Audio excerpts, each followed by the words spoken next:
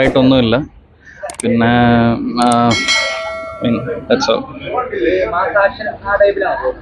അതാണ്. പക്ഷെ ഒരു പ്രാവശ്യം കാണാം, ബോറടിക്കത്തില്ല. സസ്പെൻസ് നല്ലപോലെ യൂസ് ചെയ്തിട്ടുണ്ട് അവർ. അല്ല, സിംഗിൾ റോളാണ്.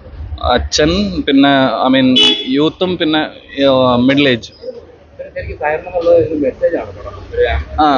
Dedicated to innocent prisoners, innocent people who are in prison. അങ്ങനെ ഒരു ഇതാണ്, റിവെഞ്ച് സ്റ്റോറിയാണ്.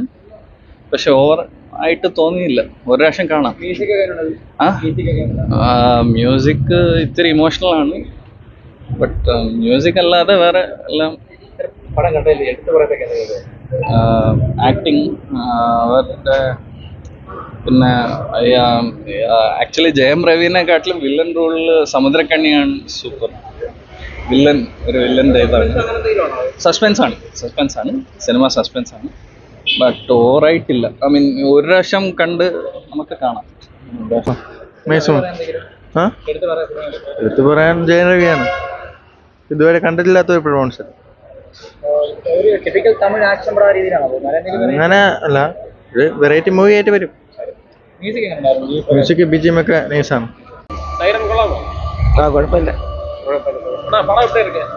കുഴപ്പമില്ല. ജയൻ രവിയുടെ പറയണം. കുഴപ്പമില്ല, നല്ല പടം തന്നെ. കൊള്ളാം, നല്ല പടം. കുഴപ്പമില്ല, വലിയ പടം. படம் நல்லா இருக்கு, பார்க்கலாம். ஜெயன் ரவியோட பெர்ஃபார்மன்ஸ் எப்படி இருக்கு? நல்லா இருக்கு, நல்லா அடிச்சிருக்கு. படம் எப்படி ஒரு ஃபேமிலி ஆடியன்ஸ் பார்க்கலாம். வேற என்ன இந்த ஒரு டிஃப்ரெண்டா எடுத்திருக்காங்க படம். படத்துல ஏதாவது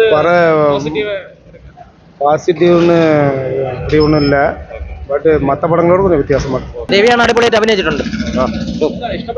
സൂപ്പർ കഥ, 2 കഥാപാത്രം അടിപൊളിയായിട്ട് ചെയ്തിട്ടുണ്ട്. പണം സൂപ്പർ പടം. ജയൻ രവിയുടെ കട്ട സ്റ്റങ്കാണ്. പണം കൊള്ളാം, കണ്ടുകൊണ്ടിരിക്കാൻ സൂപ്പർ. വേറെ കുഴപ്പമൊന്നുമില്ല. ഇഷ്ടപ്പെട്ട സ്റ്റോറി അടിപൊളിയായിട്ടുണ്ട്. വേറെ കുഴപ്പമൊന്നുമില്ല. 2 റോൾ അടിപൊളിയായിട്ട് ചെയ്തിട്ടുണ്ട്.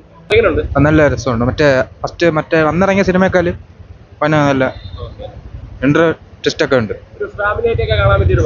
ഫാമിലി.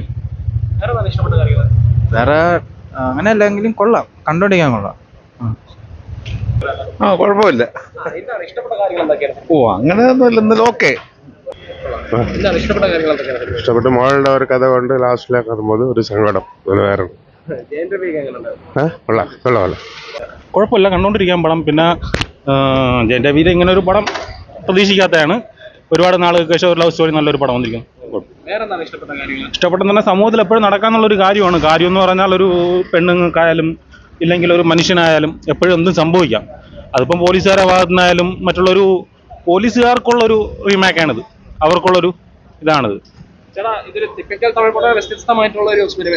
എന്ന് വെച്ചാൽ മെസ്സേജ് ആയിട്ടാണ്. എന്ന് വെച്ചാൽ മറ്റുള്ളൊരു സമൂഹത്തിൻ്റെ ഒരു മെസ്സേജാണെന്ന് പറഞ്ഞാൽ പാവങ്ങളായാലും അല്ലാതെ ആയാലും തെറ്റുകൾ കണ്ടു ജയിലിൽ പോകുന്നതും ഒരു പ്രസൻ കഥയാണ്. പ്രസനിൽ കിടന്നിട്ടുള്ള ഒരു കഥയാണ്. അവൻ്റെതായ ഒരു മോക്ക് വേണ്ടിയിട്ടുള്ള ഒരു ജീവിതമായിരുന്നു. കുഴപ്പമില്ല, കണ്ടുകൊണ്ടിരിക്കാൻ കൂട്ടും. ഫാമിലി ഇട്ടപ്പോൾ അത് വെച്ചാൽ കഥ കുഴപ്പമില്ല, സൂപ്പർ. സൂപ്പർ സിനിമയാണ്. ജയൻ രവിയുടെ ഒരു തിരിച്ചുവരവ് കൂടിയാണ് ഈ സിനിമ. എന്തായാലും പുള്ളിയെ സംബന്ധിച്ച് പുള്ളിയുടെ കുറച്ച് കാലങ്ങളിലുള്ള ഫ്ലോപ്പിൽ നിന്ന് എന്തായാലും ഈ സിനിമ റിക്കവർ ചെയ്യും, ഉറപ്പാണ്. എന്ന് വെച്ചാൽ ഫാമിലിയാണ് പുള്ളിയുടെ സിനിമ. എല്ലാം എപ്പോഴും കുടുംബമായിട്ട് നിൽക്കുന്ന ഒരു സിനിമയാണ്. എപ്പോൾ പാഷൻ, ജീവിതത്തിലുണ്ടാകുന്ന പ്രശ്നങ്ങളെ, സമൂഹത്തിലെ പ്രശ്നങ്ങളെ വരച്ചു കാട്ടുന്നതാണ് പുള്ളിയുടെ സിനിമ എന്ന് പറയുന്നത്. അത് എന്തായാലും ഈ സിനിമ വിജയം കാണും.